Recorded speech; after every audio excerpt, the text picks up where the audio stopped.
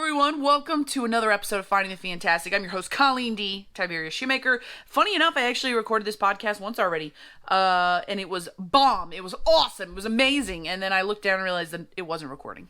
Ha! It's okay. It wasn't meant to be. Podcasts have been a little winky wonky, whatever you want to call it, just because I've been trying to figure out what it is I want out of life. And I've talked about this topic before, that I think one of the hardest things for humanity is to figure out what your thing is and what you want out of life. Because society pushes that you should know it by the time you get to college, right? Honestly, they push it now that you should know by the time you get to high school. They're like, by high school, you should know what you want to do for the rest of your life. And then by college, you definitely got to know, because and if you don't go to college, you definitely got to know. I think if you don't go to college, you definitely got to know. And if you go to college, you got to know. They're saying you got to know. At age 18, guess what? Smack reality, you got to know what you're doing with your life. And I've talked about this before, that it is ridiculous, because there's no way that as a human being, you can know what you want to do the rest of your life by age 18, because you don't even know who you are yet. I'm 34 and I don't even know who I am yet, to be honest with you. And I have gone through all these self-exploration things possible.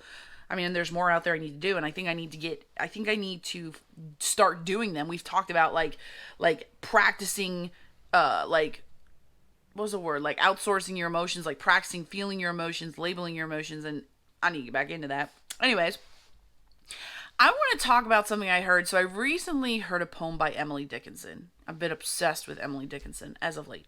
And I recently heard a poem by her, and it's Famous Fickle, right? It's a poem about being famous. And she says, fame is fickle, right? And I was kind of blown by that. And I was like, wow.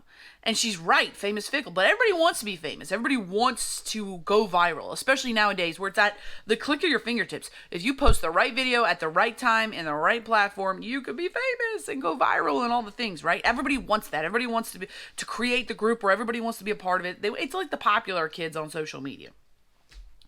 But fame is fickle, right? Because is that really the end goal? And you could sit there and go, hey, yeah, Colin, I want to be famous. But if it's fickle and you wake up famous one day, what about the next day when you feel empty and hollow, right? It's kind of like when I go get my Popeye spicy chicken sandwich. I love Popeye spicy chicken sandwich. I don't care what you people say out there. It is the best chicken sandwich. Popeye makes the best chicken sandwich. They even beat KFC, okay? And I went through this. I ate all of them. And Popeyes blows them all out of the water. And I get so excited to go get my Popeyes spicy chicken sandwich. So excited.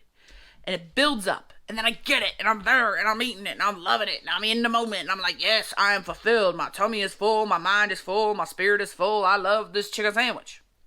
Then I finish the chicken sandwich. In about 10 minutes, 20 minutes, I'm satisfied. And then 30 minutes rolls around. I'm like, it's over. I guess I could go get another Popeye spicy chicken sandwich, but I don't know if it'd have the same effect right now because I'm kind of full. Fame is fickle, right? Same concept. And then in the same poem where she says fame is fickle, she says, but to be seen and loved for exactly who you are, that is what humanity longs for. And I was like, oh my gosh. Are you kidding me? To be seen and loved for exactly the way you are is what humanity longs for. And I was like, that's me. That's it. And it mirrors another person that I look up to, Mr. Rogers, who said that it is every human's right to be loved exactly the way they are. And I was like, what?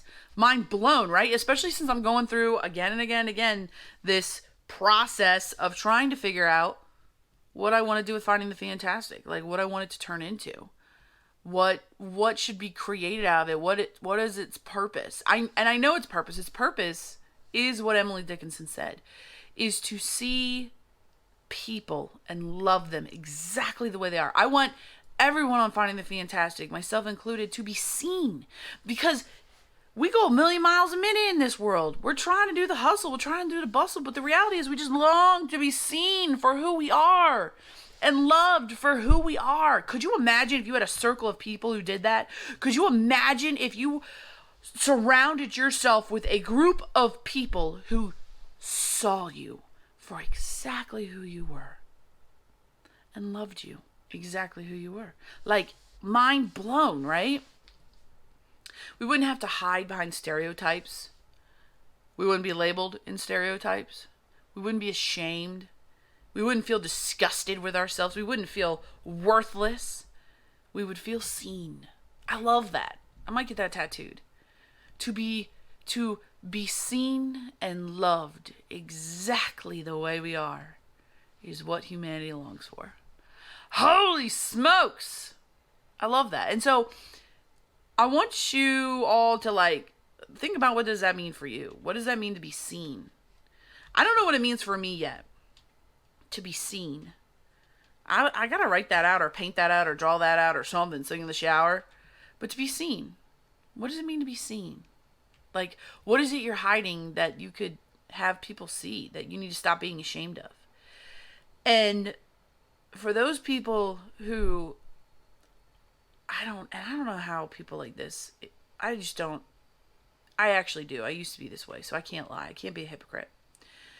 People judge and hate and disagree and are mean out of fear and out of false information. Like, I love the term woke. I have become woke to a lot of things.